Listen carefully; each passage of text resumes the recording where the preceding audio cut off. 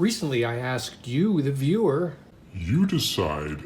if you would like me to do a video on these three knives. It seems like you are interested. I have enough likes to say, okay, Johnny, make a video. all right. So on the top, the red one, we've got the Ranger Grip 57 Hunter. In the middle, we've got the Ranger Wood 55. And at the bottom, we've got the Ranger Grip 158. That's 158. And thank you for those of you who have commented, we don't want a review. Thank you very much. This is not a review channel. I'm going to talk about these knives from my collection. Before I get going, I just want to say thank you very much for supporting this channel. If you're wondering what has happened to the Cold Steel Immortal, I am doing some mods and I've run into some snags, so I'm hoping I can resolve them. Otherwise, I'm going to have big problems. So those of you that are wondering where the Cold Steel Immortal is, it's coming. Now let's get on with this video.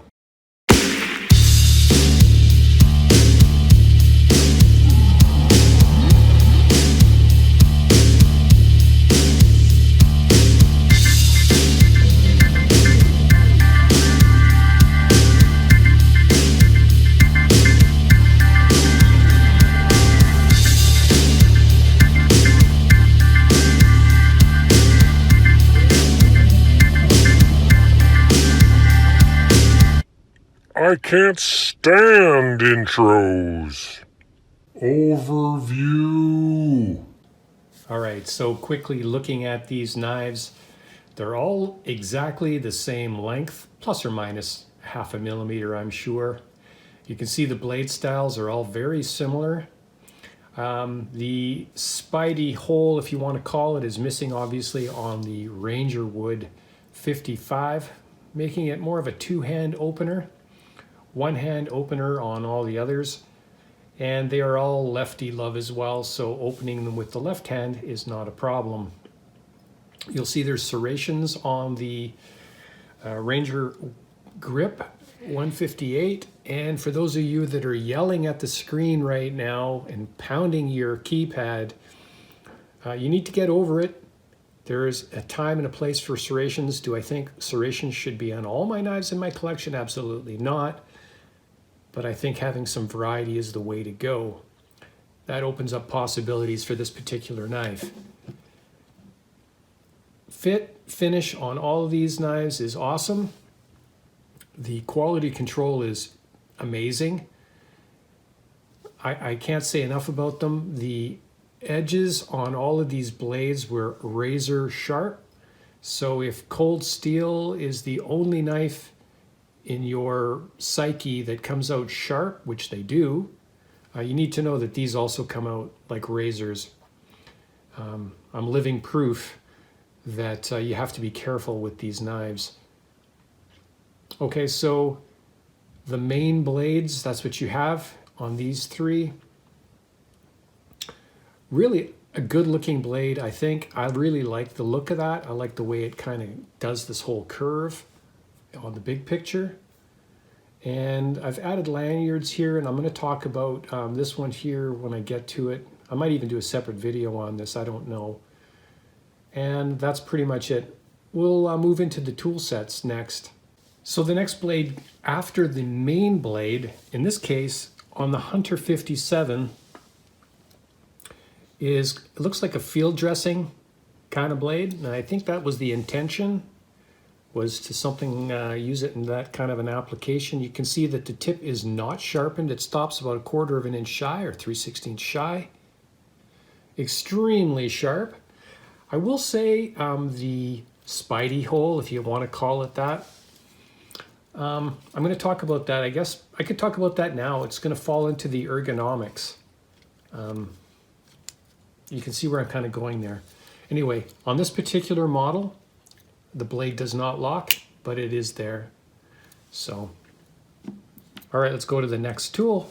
The next tool after the main blade is the saw. And I will tell you that the saw is super sharp. The spine is super sharp. Throws great sparks, makes good kindling. Highly recommended. And the saw does not lock. If you're wondering, it does not lock. Let's bring you in nice and close. Take a look at these teeth. Not too bad. That's the saw. The tools farthest away from the main blade are the can opener, cap lifter, wire stripper, flathead screwdriver, and micro flathead or mini Phillips. And in this case, I think I'll just use the Ranger wood as an example. It should be noted that when you put pressure, force going this direction with the flathead, it will lock, it will go inside, and it will not close up on you. So it's pretty good. And that applies to all three here. You could use the corner as a Phillips, wire stripper, and cap lifter. And yes, it does make a little mini kind of a pry tool. I've opened up cans of paint and stain recently with these. Here you've got a little flathead, but it'll also fit inside a Phillips number 2 maybe, or a Phillips number 3. So it's useful as well. This one does not lock at all. Hidden on the scales of the back of the tool, you've got the tweezers and toothpick. Normally I take out the toothpick and I replace it with the Firefly, which I've done on these two models. On the Ranger Wood 55, there is no slots for tweezers or a toothpick.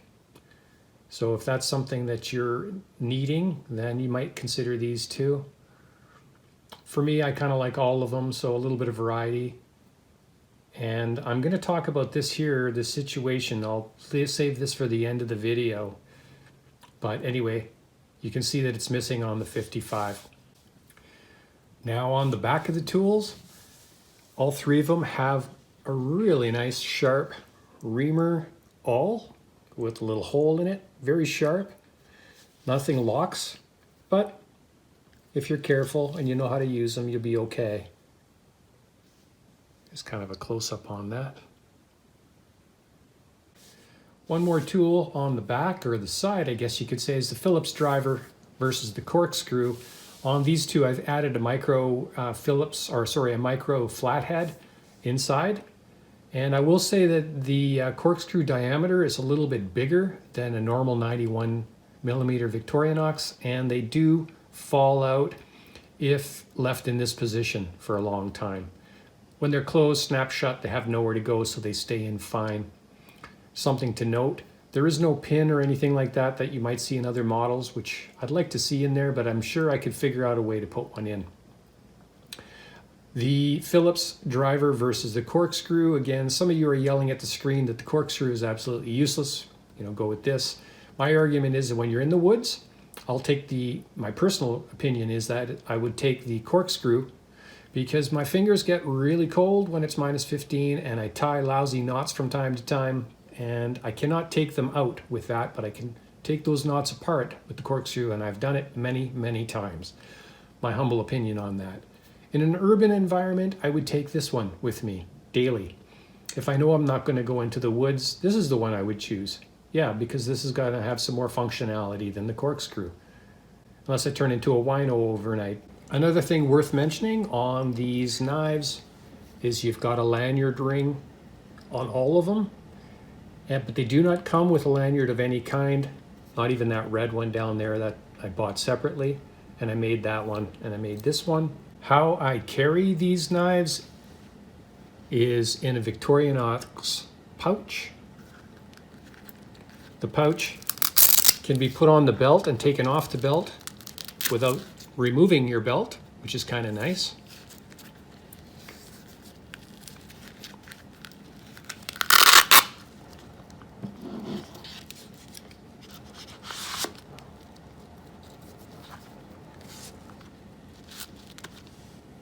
Works just fine, and it's very light.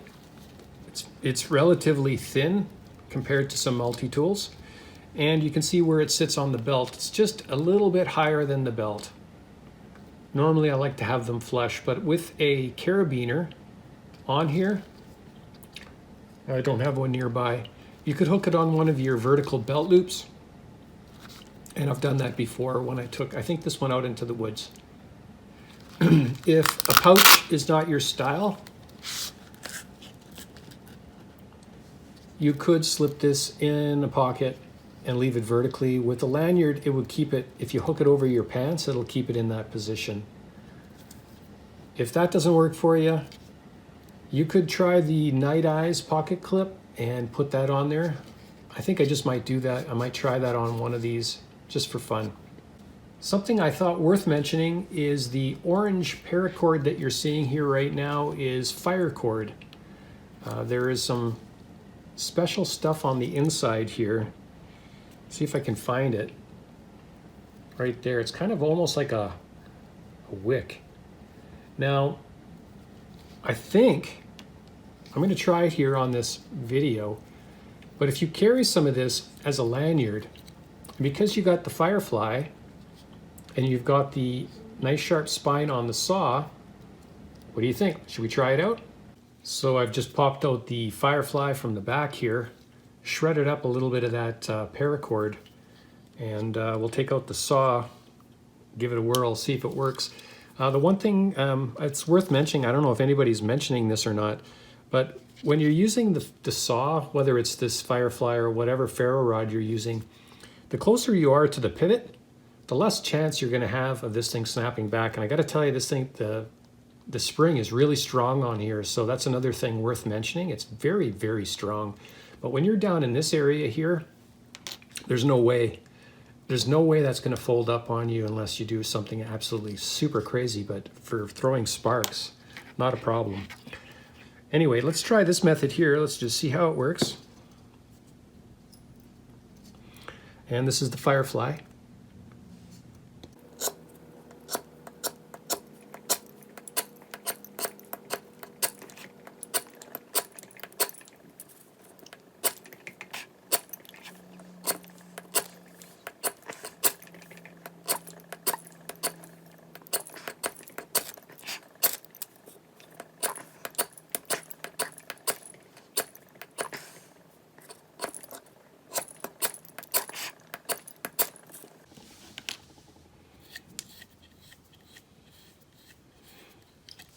Well, I didn't have any luck with the Firefly or with that fire cord. Doesn't always work. So there you have it. There's my thoughts. There's the Ranger grip, Ranger wood. Potato. I like them all. There's nothing I don't like about these knives. I think they're worthy of being in the collection. And I think they're worthy on taking on hikes and backpacking and all that good stuff. And yeah, you could carry these daily as well. In my humble opinion, that is. I hope you enjoyed this video. More to come. Let me know what you guys think. Have a super fantastic day, and bye for now.